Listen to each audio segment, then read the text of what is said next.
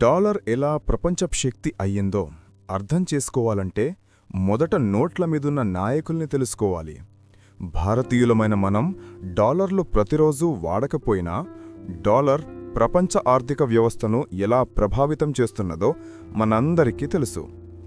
ఈరోజు $1 నుండి $100 వరకు ప్రతి నోటుపై ఉన్న వ్యక్తి ఎవరు?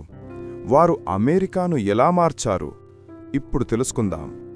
$1 నోటుపై ఉన్న నాయకుడు జార్జ్ వాషింగ్టన్, అమెరికా తొలి అధ్యక్షుడు మరియు స్వాతంత్ర్య పోరాటానికి నాయకుడు. వాషింగ్టన్ దేశానికి పునాది వేసిన వ్యక్తి. అధ్యక్ష పదవి ఎలా ఉండాలో అమెరికాకు మొదటిసారి చూపింది ఆయనే. అందుకే ఎక్కువగా తిరిగే $1 నోటుపై ఆయన ముఖం శాశ్వతంగా నిలిచిపోయింది. $2 నోటుపై ఉన్న నాయకుడు థామస్ జెఫర్సన్, అమెరికా 3వ అధ్యక్షుడు. డిక్లరేషన్ ఆఫ్ ఇండిపెండెన్స్ రచయితగా స్వేచ్ఛా సమానత్వం అనే భావనలను ప్రపంచానికి అందించాడు. $2 నోటు స్వేచ్ఛకు ప్రతీక. జెఫర్సన్ ఆ ఆలోచనలకు చిహ్నం. $5 నోటుపై ఉన్న పేరు అబ్రహాం లింకన్. పేదరిక నుంచి అమెరికా చరిత్రలో అత్యంత గొప్ప నాయకుడిగా ఎదిగాడు. సివిల్ వార్ సమయంలో అమెరికా చీలిపోకుండా కాపాడాడు. బానిసత్వాన్ని ముగించి లక్షల మందికి స్వేచ్ఛనిచ్చాడు. $5 నోటు న్యాయం మరియు ఐక్యతకు ప్రతీకగా నిలుస్తుంది. $10 నోటుపై కనిపించే నాయకుడు అలెగ్జాండర్ హామిల్టన్. అధ్యక్షుడు కాకపోయినా అమెరికా ఆర్థిక వ్యవస్థను నిర్మించిన వ్యక్తి.